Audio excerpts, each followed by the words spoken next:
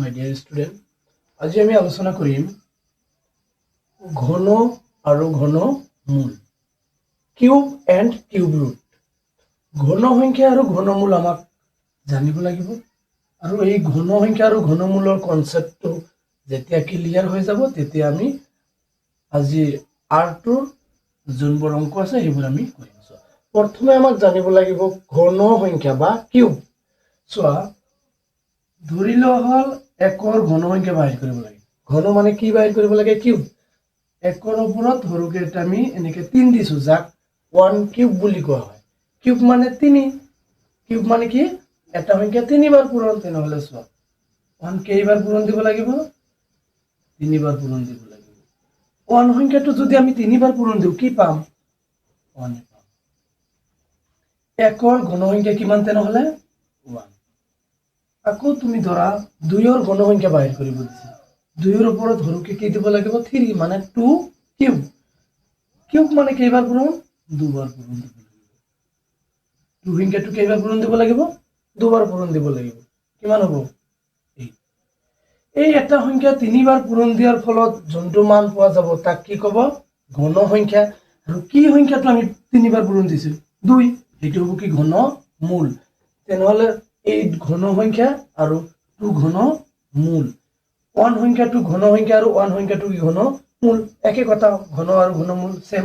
3ৰ ক্ষেত্ৰত চোৱা, 3 কিউব কেইবাৰ পূৰণ দিব লাগিব? 3 বাৰ। পূৰণ কৰাৰ ফলত কিমান পাম? 27। ইয়াত 3 হৈছে ঘনমূল আৰু 27 হৈছে কি? ঘন সংখ্যা। 3ৰ ঘন সংখ্যা কিমান? 27। 27ৰ ঘনমূল কিমান? 3। আকৌ চোৱা 4 কিউব। 4 কিউব কৰাৰ ফলত মানে 3 বাৰ পূৰণ কৰাৰ ফলত কিমান হ'ব? 64। ইয়াৰ পিছত চোৱা 5 কিউব। 5 কিউব মানে 5 3 বাৰ পূৰণ কৰাৰ ফলত আমি কিমান পাম? 125। 6 কিউব। 6 কিউব মানে 6 কেইবাৰ পূৰণ দিব লাগিব? 3 বাৰ। কিমান পাম? 7 কিউব মানে 7 কেইবাৰ পূৰণ? 3 বাৰ পূৰণ। কিমান পোৱা যাব? 343। 8 কিউব মানে 8 3 বাৰ পূৰণ। কিমান পোৱা যাব? 3 বাৰ পূৰণ দিলে কিমান পাবা? 729। তাৰপিছত 10 কিউব। এইবোৰ হৈছে কি? ঘনমূল আৰু এইবোৰ হৈছে কি? ঘন সংখ্যা। 1ৰ ঘন সংখ্যা 1, 2ৰ ঘন সংখ্যা 8, 8ৰ ঘনমূল কি? 2, 3ৰ ঘন সংখ্যা 27, 27ৰ ঘনমূল 3, 4ৰ ঘন সংখ্যা 64, 64ৰ ঘনমূল কিমান? 5। এনেকুৱা সংখ্যাবোৰক ঘনমূল আৰু ঘন সংখ্যা বুলি কোৱা হয়। ইয়াৰ পিছত আমি আলোচনা কৰিম কোনবোৰ সংখ্যা পূৰ্ণ ঘন হয় আৰু কোনবোৰ নহয়। কৈছে পূৰ্ণ ঘন হয় নে নহয়, আমি কেনেকে পৰীক্ষা কৰিম? তাৰ কাৰণে আমি এটা ট্ৰিক শিকিম। সেই ট্ৰিকছৰ সহায়ত কোনটো সংখ্যা পূৰ্ণ ঘন নহয় সেইটো আমি ডাইৰেক্টলি কৈ দিম।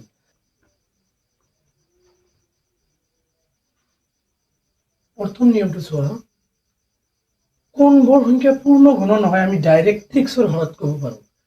যিবোৰ সংখ্যাৰ অংক কেইটাৰ সম্পূৰ্ণ যোগফল 1 বা 8 বা 9 নহয়, এইবোৰ সংখ্যা পূৰ্ণ ঘন নহব। তোমালোকে সংখ্যা দেখাৰ লগে লগে এই ট্ৰিক্সটো ব্যৱহাৰ কৰি কৈ দিব পাৰা যে এইটো সংখ্যা পূৰ্ণ ঘন নহব। কেনেকে চাম? চোৱা, চেক কৰি চোৱা।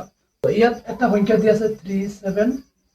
এইটো পূৰ্ণ ঘন হয় নে নহয় আমাক কেনেকে পৰীক্ষা কৰিম? চোৱা, প্ৰথমে চাব লাগিব এই সংখ্যাৰ অংক কেইটাৰ যোগফল 1 ওলাইছে নেকি, নাইবা 8 ওলাইছে নেকি, নাইবা 9 ওলাইছে নেকি। যদি এই তিনিটাৰ যিকোনো এটা ওলায় তেনেহলে আমি বেলেগ পদ্ধতি, আৰু যদি 1, 8, 9 নোলায় তেনেহলে ডাইৰেক্ট কৈ দিম কি পূৰ্ণ ঘন নহব। চোৱা, যোগ কৰি চোৱা, 3 আৰু 7 যোগ কৰা কিমান? 10। 10 আৰু 1 যোগ কৰিলে কিমান পাবা? 10 আৰু 2 যোগ কৰিলে 12। এই 12 সংখ্যাটো সম্পূৰ্ণ যোগফল কৈছে। 12 সংখ্যাটো আকৌ যোগ কৰি দিয়া। 3, 1 বা 8 বা 9 ওলাইছে নেকি? ওলোৱা নাই। 3 ওলাইছে, যাৰ কাৰণে আমি এই সংখ্যাটো ডাইৰেক্ট কি কৈ দিম? এইটো পূৰ্ণ ঘন নহব।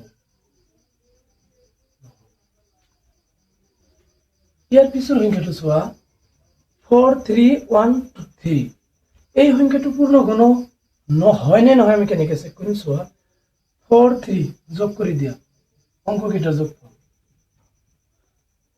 4 আৰু 3 যোগ কৰিলে 7 1 8 9 10 11 কিমান হৈছে 11 11 সংখ্যাটো আকৌ যোগ কৰি দিম কিমান পোৱা গৈছে 2 আমি কি কৈছো যদি 1 বা 8 বা 9 নলাই তেনেহলে ডাইৰেক্ট কি কৈ দিম পূৰ্ণগুণ নহব 2 ওলাইছে তাৰ মানে কি এইটো পূৰ্ণগুণ নহব যদি সংখ্যাটোৰ অংককেইটাৰ যোগফল 1 8 আৰু 9 এই তিনিটাৰ বাহিৰত ওলাই বেলেগ বস্তু ওলাই 2 3 4 এনেকুৱা সংখ্যা ওলাই তেনেহলে ডাইৰেক্ট কি হ'ব পূৰ্ণগুণ নহব 1 8 আৰু 9 এৰ বাহিৰত যিকোনো সংখ্যা ওলালে পূৰ্ণগুণ নহব ট্ৰিক্স নাম্বাৰ 2 এইবাৰ চোৱা এইবাৰ কি কৈছে জীৱৰ সংখ্যাৰ অংককেইটাৰ সম্পূৰ্ণ যোগফল জীৱৰ সংখ্যাৰ অংককেইটাৰ সম্পূৰ্ণ যোগফল 1 বা 8 বা 9 হয় সেইবোৰ সংখ্যা পূৰ্ণগুণ হ'ব পাৰে নহ'ব পাৰে মানে সংখ্যাৰ অংককেইটাৰ যোগফল যদি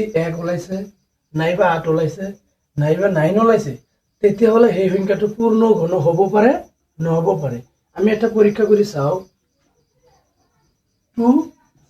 27 পূৰ্ণগুণ হয় নে নহয় আমি কেনেকৈ চেক কৰিম এই দুটা সংখ্যা যোগ কৰি দিয়া 2 আৰু 7 যোগ কৰিলে কিমান পাবা 9 তেনেহলে কি হ'ব 1 বা 8 বা 9 ওলাইছে পূৰ্ণগুণ হ'ব না নহ'ব পূৰ্ণগুণ তেনেহলে এইটো হ'ব তাৰ পিছত চোৱা কৈছে যে হ'ব পাৰে নহ'ব পাৰে তেনেহলে চোৱা 72 সংখ্যাটো এই দুটা যোগ কৰি দিয়া কিমান পাইছো 9 9 ওলোৱাৰ পিছতো পূৰ্ণগুণ নহয় কাৰণ আমি এই কাৰণে কৈছো যে জীৱৰ সংখ্যাৰ অংককেইটাৰ সম্পূৰ্ণ যোগফল 1 বা 8 বা 9 হয় সেইবোৰ সংখ্যা পূৰ্ণগুণ হ'ব পাৰে নহ'ব পাৰে তেনেহলে চোৱা 9 ওলাইছে পূৰ্ণগুণ হৈছে আকৌ 9 ওলাইছে পূৰ্ণগুণ নহয় তাৰ কাৰণে আমাক কি কৰিব লাগিব এই সংখ্যাটো চেক কৰিব লাগিব পূৰ্ণগুণ হয় নে নহয় কিন্তু 1 8 আৰু 9 যদি নোলায় তেনেহলে ডাইৰেক্ট কৈ দিম কি এইটো পূৰ্ণগুণ নহয় আৰু যদি এইবোৰ ওলায় তেনেহলে পূৰ্ণগুণ হ'ব পাৰে নহ'ব পাৰে যেনেকৈ এই দুটা যোগ কৰাৰ ফলত 9 ওলাইছে পূৰ্ণগুণ হয় কিন্তু এই দুটা যোগ কৰাৰ ফলত 9 ওলাইছে পূৰ্ণগুণ নহয় এবাৰ চোৱা অনুশীলনী 8.2 আমাৰ যোনটো দশম শ্ৰেণীৰ গণিতৰ নতুন কিতাপ ওলাইছে সিলেবাসটো নতুন ওলাইছে সেই অনুশীলনীৰ 8.2 প্ৰথম কোশ্চেনটো কি কৈছে তলৰ কোনবোৰ সংখ্যা পূৰ্ণগুণ নহয় অলপ আগতে আমি শিকিছো যে পূৰ্ণগুণ নহয় কেনেকৈ ক'ব লাগে যে তলৰ কোনবোৰ সংখ্যা পূৰ্ণগুণ নহয় এক নম্বৰত দি আছে কি 3757 এইটো পূৰ্ণগুণ হয় নে নহয় আমি কেনেকৈ চেকিং কৰিম প্ৰথমে আমি কি কৰিম এই সংখ্যাৰ অংককেইটা যোগ কৰি চাম 3 + 7 যোগ কৰিলে কিমান পাবা এই দুটা যোগ কৰিলে 10 10 ৰ লগত তুমি 5 যোগ কৰা 15 15 ৰ লগত 7 যোগ কৰি দিয়া 20 এই 24 সংখ্যাটো আকৌ যোগ কৰি দিয়া সম্পূৰ্ণ যোগফল চাইছে 2 আৰু 4 যোগ কৰিলে 6 সো আমি কি কৈছিলো 1 বা 8 বা 9 যদি ওলায় তেনেহলে পূৰ্ণগুণ হ'ব পাৰে নহ'ব পাৰে আৰু যদি 1 8 9 নোলায় তেনেহলে ডাইৰেক্ট কি কৈ দিম পূৰ্ণগুণ নহ'ব সো এই সংখ্যাটো যোগ কৰাৰ ফলত 24 পাইছো 24 আকৌ যোগ কৰাৰ ফলত 6 পাইছো সম্পূৰ্ণ যোগফলটো কিমান পাইছো 6 তাৰ মানে 1 ওলা নাই 8 ওলা নাই 9 ওলা নাই যাৰ কাৰণে এইটো কি হ'ব পূৰ্ণগুণ নহ'ব তেনেহলে কোশ্চেন নম্বৰ 1 ৰ 1 টো কি হ'ব 3757 সংখ্যাটো পূৰ্ণগুণ নহ'ব ইয়াৰ পিছত একৰ 2 নম্বৰত কি কৈছে 3375 এই সংখ্যাটো পূৰ্ণগুণ হয় নে নহয় আমি প্ৰথমে কেনেকৈ চেকিং কৰিম এই গোটেইকেইটা সংখ্যাৰ যোগফল উলিয়াই লম যদি 1 বা 8 বা 9 ওলায় তেনেহলে পূৰ্ণগুণ হ'ব পাৰে নহ'ব পাৰে আৰু যদি কিবা বেলেগ ওলায় তেনেহলে পূৰ্ণগুণ নহ'ব ডাইৰেক্ট কৈ দিম 3 আৰু 3 যোগ কৰি দিয়া কিমান পাবা 9 9 ৰ লগত 7 যোগ কৰা এনেকৈ গোটেইকেইটা যোগ কৰিলে কিমান পোৱা গৈছে 18 18 সংখ্যাটো আকৌ যোগ কৰি দিয়া 9 তেনেহলে সংখ্যাটো কি ওলাইছে 9 3375 সংখ্যাটো সম্পূৰ্ণ যোগ কৰাৰ ফলত কিমান ওলাইছে 9 আমি কি কৈছিলো যদি 1 8 বা 9 ওলায় তেনেহলে পূৰ্ণগুণ হ'ব পাৰে নহ'ব পাৰে এবাৰ আমি ডাইৰেক্ট ক'ব নোৱাৰো পূৰ্ণগুণ হয় নে নহয় যেতিয়া 1 বা 8 বা 9 ওলাব তেতিয়া আমাক এই সংখ্যাটো চেক কৰি চাব লাগিব পূৰ্ণগুণ হয় নে নহয় আৰু যদি এই তিনিটা এটাও নোলায় তেনেহলে ডাইৰেক্ট কৈ দিব পাৰো পূৰ্ণগুণ নহ'ব কিন্তু এবাৰ যেহেতু 9 ওলাইছে এই কাৰণে এই সংখ্যাটো পূৰ্ণগুণ হ'ব পাৰে নহ'ব পাৰে যাৰ কাৰণে আমি চেক কৰি চাম চেক কেনেকৈ কৰিম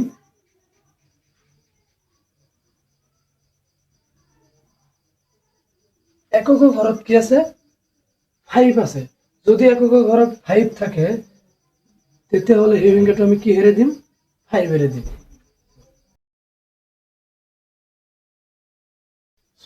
আমি কি কৈছো যে এটা সংখ্যা তিনিবাৰ যদি হয় 5 কেইটা ওলাইছে তিনিটা 3 কেইটা ওলাইছে তিনিটা সেইকাৰণে আমি এই সংখ্যাটো কি ক'ব পাৰো পূৰ্ণগুণ হয় যেহেতু 3375 সংখ্যাটো যোগ কৰাৰ ফলত 9 ওলাইছিল সম্পূৰ্ণ যোগফলটো 1/8 বা 9 ৰ ভিতৰত পৰিছিল সেইকাৰণে আমি এই সংখ্যাটো কি কৰিছো চেকিং কৰিছো চেকিং কৰাৰ ফলত 3 কেইটা সৰি 5 কেইটা ওলাইছে তিনিটা 3 কেইটা ওলাইছে তিনিটা তেনেহ'লে কি সংখ্যাটো পূৰ্ণগুণ হ'ব ইয়াৰ পিছত একৰ 3 নম্বৰ কোৱেশ্চনত কৈছে 3332 এই সংখ্যাটো পূৰ্ণগুণ হয় নে নহয় পূৰ্ণগুণ হয় নে নহয় প্ৰথমে আমি কেনেকৈ চেকিং কৰিম চোৱা 3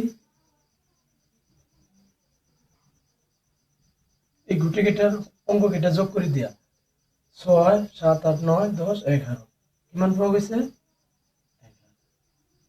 এক সম্পূৰ্ণ যোগফল চাইছে সেইকাৰণে এই সংখ্যাটো আকৌ যোগ কৰি দিয়া 1 আৰু 1 যোগ কৰিলে কিমান পাবা 2 আমি কি কৈছো 1 8 বা 9 ওলাইছে নেকি 2 ওলাইছে তেনেহ'লে ইয়াৰ ভিতৰত নপৰে সেইকাৰণে এইটো কি হ'ব পূৰ্ণগুণ নহ'ব তেনেহ'লে এই সংখ্যাটো কি হ'ব পূৰ্ণগুণ নহ'ব ইয়াৰ পিছত চোৱা একৰ 4 নম্বৰত কি কৈছে 4096 পূৰ্ণগুণ হয় নে নহয় আমাক চেক কৰিব লাগে প্ৰথমে আমি কি কৰিম পূৰ্ণগুণ হয় নে নহয় আমি চেকিং কৰাৰ আগত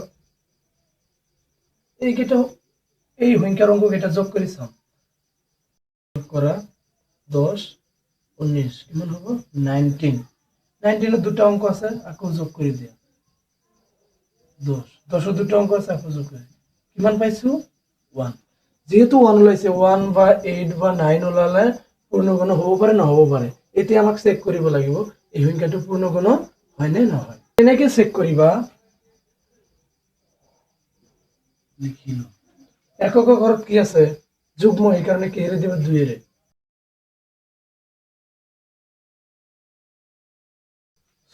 আমাক তিনিটাকে জোৰ হিচাপে ল'ব লাগিব তিনিটাকে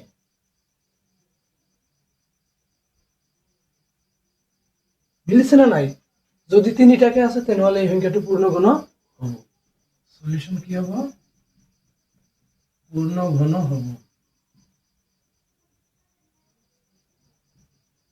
পূৰ্ণগুণ এইবাৰ চোৱা অনুশীলনী 8.2 2 নম্বৰ কোৱেশ্চনত কি কৈছে তলৰ সংখ্যা কেইটাৰ ঘনফল নিৰ্ণয় কৰা 1 নম্বৰ কোৱেশ্চনত চোৱা কি কৈছে 19 এই 19 সংখ্যাটোৰ ঘনফল নিৰ্ণয় কৰিব দিছে ঘনফল মানে কি এই সংখ্যাটো কিউব কৰিব লাগিব মানে সংখ্যাটো তিনিবাৰ পূৰণ কৰিব লাগিব তিনিবাৰ পূৰণ কৰাৰ ফলত যোনটো মান পোৱা যাব তাক কি ক'ব ঘনফল সলিউশন যেহেতু ঘনফল সেইকাৰণে আমি কি কৰিম 19 কিউব কৰিম ঘনফলৰ কথা কৈছে কিউব মানে কেইবাৰ পূৰণ কৰিব লাগিব তিনিবাৰ পূৰণ কৰিব লাগিব 19 into 19 into 19 19 19 তোমালোকে তিনিবাৰ পূৰণ কৰি চাবা কিমান আনসাৰ ওলাব 6859 19 কিউব কৰিলে কিমান পোৱা যায় 6859 মানে 19 ৰ ঘন সংখ্যাটো কিমান 6859 ইয়াৰ পিছত কোৱেশ্চন নম্বৰ 2 চোৱা কি কৈছে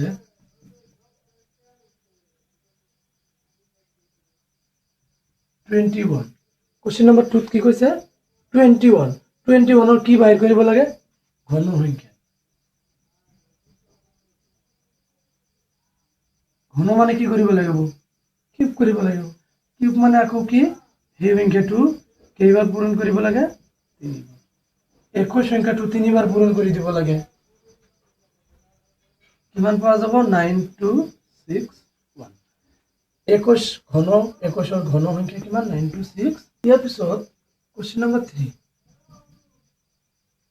3 কি কৈছে 23 ৰ ঘন সংখ্যা 23 ৰ ঘন সংখ্যা মানে 23 কেইবাৰ পূৰণ কৰিব লাগিব তিনিবাৰ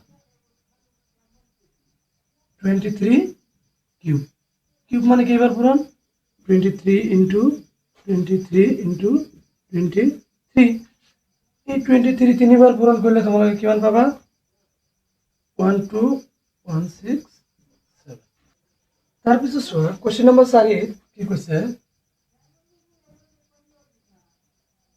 27 বৰ্গ সংখ্যা সৰি 27 4 নম্বৰত কি কৈছে 27 ঘন সংখ্যা মানে কেইবাৰ পূৰণ কৰিব লাগিব 3 বাৰ কিউব 27 into 27 into কিমান পাবা 1968 27 ঘন সংখ্যা কিমান 1968 অনুশীলনী 8.2 3 নম্বৰ কোৱেশ্চনত কৈছে তলৰ প্ৰতিটো সংখ্যা ঘনকৰ এককৰ স্থানৰ অংকটো কি হ'ব মানে এককৰ স্থানত এটা সংখ্যা ঘন কৰাৰ ফলত 3 বাৰ পূৰণ কৰাৰ ফলত এককৰ স্থানৰ অংকটো কি হ'ব এইটো আমাক কৈছে কোৱেশ্চন নম্বৰ 1 ত কৈছে 14 সংখ্যাটো ঘন কৰিব লাগিব ঘন কৰাৰ ফলত তাৰ এককৰ স্থানত কি হ'ব আমাক এইটো উলিয়াব দিছে এতিয়া চোৱা এই সংখ্যাটো 14 মানে ডাঙৰ সংখ্যাটো যদি আমি 3 বাৰ পূৰণ কৰো বহুত সময় যাব যাৰ কাৰণে আমি সংখ্যাটো 3 বাৰ পূৰণ নকৰি লাষ্টৰ সংখ্যাটো পূৰণ কৰি চাম সো এককৰ ঘৰত কি আছে 4 সংখ্যাটো আমি 3 বাৰ পূৰণ কৰি দিম 4 3 বাৰ পূৰণ কৰিলে কি হয় তোমালোকে জানা কিমান পোৱা 64 4 3 বাৰ পূৰণ কৰিলে কিমান পোৱা যায় 64 64 ৰ এককৰ ঘৰত কি আছে 4 তেনেহলে এইটো সংখ্যাৰ এককৰ ঘৰত কি বহিব 4 বহিব आंसर কি হ'ব সৰি কেনেকৈ লিখিবা এককৰ স্থানত 4 বহিব কাৰণ 14 ৰ লাষ্টত এককৰ ঘৰত আছে 4 এই 4টো তুমি কিপ কৰিলে কিমান পাবা 64 আৰু 64 ৰ এককৰ ঘৰত কি আছে 4 যাৰ কাৰণে এককৰ স্থানত অংকটো কি হ'ব 4 ইয়াৰ পিছত কোৱেশ্চন নম্বৰ 3 2 নম্বৰত কি কৈছে 18 সংখ্যাটো ঘন কৰিলে ইয়াৰ এককৰ স্থানত কি হ'ব সো 18 সংখ্যাটো ঘন কৰোতে বহুত সময় লাগিব যাৰ কাৰণে 18 ৰ এককত কি আছে এই 8 সংখ্যাটো তুমি ঘন কৰি দিয়া 8 সংখ্যাটো ঘন মানে 3 বাৰ পূৰণ কৰিলে তোমালোকে কিমান পাবা 512 এই 512 ৰ এককৰ স্থানত কি আছে 2 তাহলে आंसर কি হ'ব এককৰ স্থানত কি হ'ব 2 কারণ 8 স্কয়ার করিলে 512 পাওয়া যাব সরি 8 কিউব করিলে 512 পাওয়া যাব আর 512 লাস্টত কি থাকে বা এককৰ ঘৰত কি থাকে 2 যাৰ কাৰণে এককৰ স্থানত কি হ'ব 2 ইয়াৰ পিছত চোৱা 3 নম্বৰত কি কৈছে 13 সংখ্যাটোৰ ঘনকৰ এককৰ স্থানত কি হ'ব 13 সংখ্যাটোৰ এককৰ ঘৰত কি আছে 3 সংখ্যাটো তুমি ঘন কৰি দিয়া কিউব কৰি দিয়া 3 কিউব কৰিলে কিমান পাবা 27 এই 27 ৰ এককৰ ঘৰত কি আছে 7 So, answer কি হ'ব এককৰ স্থানত 7 বহিব কোৱেশ্চন নম্বৰ 4 চোৱা 27 সংখ্যাটো যদি তুমি ঘন কৰা এই ঘন কৰাৰ ফলত এককৰ স্থানত কি হ'ব এইটো দিছে সো 27 ৰ এককৰ ঘৰত 7 আছে তুমি 7 কিউব কৰি দিয়া 7 কিউব কৰিলে কিমান পোৱা যাব 3 4 3 7 কিউব কৰিলে এককৰ ঘৰত 3 থাকে সো आंसर কি হ'ব এককৰ স্থানৰ অংকটো কি হ'ব অনুশীলনী 8.2 4 নম্বৰ কোৱেশ্চনত কি কৈছে তলৰ সংখ্যাবোৰ পূৰ্ণ ঘন হ'বলৈ আটাইতকৈ সৰু কি সংখ্যাৰে পূৰণ কৰিব লাগিব মানে সংখ্যাটো পূৰ্ণ ঘন যদি হ'ব লাগে তেনেহলে আটাইতকৈ কি সৰু সংখ্যাৰে কি কৰিব লাগিব পূৰণ কৰিব লাগিব কোৱেশ্চন নম্বৰ 1 চোৱা কোৱেশ্চন নম্বৰ 1 ত কি কৈছে 5 3 2 4 এই সংখ্যাটো পূৰ্ণ ঘন হ'বলৈ আটাইতকৈ কি সংখ্যাৰে কি কৰিব লাগিব পূৰণ কৰিব লাগিব আমি কেনেকৈ চেক কৰিম 5 3 2 4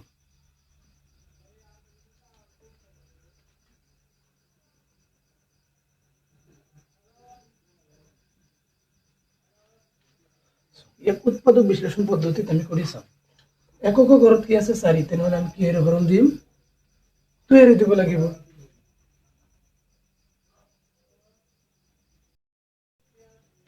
আমি কি কৈছো যে তলৰ সংখ্যাকেইটা পূৰ্ণ ঘন হ'বলৈ আটাইতকৈ কি সংখ্যাৰে পূৰণ কৰিব লাগিব আৰু যদি পূৰ্ণ ঘন হ'ব লাগে প্ৰত্যেকটা সংখ্যা কেইটাকে থাকিব লাগিব 3টাকে থাকিব লাগিব ইয়াৰ চোৱা 2 কেইটা আছে 2টা 11 কেইটা আছে তিনিটা তেনেহলে আৰু এটা কিহৰ দৰকাৰ টুৰ দৰকাৰ সো কি লিখিব লাগিব এটাকে পূৰণ কৰিবলগীয়া আটাইতকৈ সৰু সংখ্যাটো কি 2 কাৰণ আৰু এটা সংখ্যা কিহৰ দৰকাৰ 2 11 তিনিটা আছে 2 দুটা আছে যাৰ কাৰণে আৰু 2 এৰ দৰকাৰ এই কাৰণে কি পূৰণ কৰিবলগীয়া আটাইতকৈ সৰু সংখ্যাটো কি 2 এবাৰ কোশ্চেন নম্বৰ 2 কি কৈছে 3087 পূৰণ কৰিবলগীয়া আটাইতকৈ সৰু সংখ্যাটো উলিয়াব লাগে কেনেকৈ কৰিম 3087 এককৰ ঘৰত কি আছে 7 অযুগ্ম সংখ্যা 3 ৰে দিয়াচোন ইয়াত কি কৈছে 3 দুটা আছে আৰু 7 তিনিটা আছে তেনেহলে আৰু এটা 3 এর দরকার आंसर কি হ'ব 3087 3 স্কয়ার 7 কিউব যেহেতু আমাক কিউব হিসাবত লাগে 3 এটার দরকার সেই কারণে পূরণ কৰিবলগীয়া আটাইতকৈ সৰু সংখ্যাটো এবাৰ কি হ'ব পূৰণ কৰিবলগীয়া সৰু সংখ্যাটো কি ইয়াৰ পিছত চোৱা 3 নম্বৰ কৈছে 3125 তেনেহলে আমি কেনেকৈ চেক কৰিম 3125 যেহেতু একক ঘৰত 5 আছে তেনেহলে কি হেরে দিম 5 হেরে দিম তিনিটাকে হ'ব লাগিব ন 3125 5 কেইটা আছে তিনিটা আৰু 5 কেইটা আছে দুটা তেনেহলে আৰু 5 আৰু এটাৰ প্ৰয়োজন সব পূৰণ কৰিবলৈ আটাইতকৈ সৰু সংখ্যাটো কি হ'ব 5 কাৰণ পূৰ্ণবৰ্গ হ'বলৈ হলে কিউব হিচাপত থাকিব লাগিব এবাৰ চোৱা 4 নম্বৰ 4 কৈছে 648 এই সংখ্যাটো পূৰ্ণ গণ হ'বলৈ আটাইতকৈ কি সংখ্যাৰে সৰু সংখ্যাৰে পূৰণ কৰিব লাগিব তেনেহলে আমি চেকিং কেনেকৈ কৰিম যেহেতু একক ঘৰত 8 আছে যুগ্ম 2 ৰে দিয়া চোৱা জোৰ হিচাপত কি আছে 648 2 কিউব ইনটু 3 কিউব আৰু কি আছে 3 আছে অকলে 3 যেহেতু এটা আছে আৰু কেইটা 3 দৰকাৰ দুটা 3 দুটা পূৰণ কৰিলে কি হ'ব 3 3 গুণ নহয় নহলে आंसर কি হ'ব পূৰণ কৰিবলৈ আটাইতকৈ সৰু সংখ্যাটো কি হ'ব 9 কাৰণ 3 এটা আছে আৰু দুটাৰ দৰকাৰ আৰু দুটা 3 এনেকৈ পূৰণ কৰি দিয়া 3 3 গুণ কিমান হ'ব 9 সো পূৰণ কৰিবলৈ আটাইতকৈ সৰু সংখ্যাটো কি হ'ব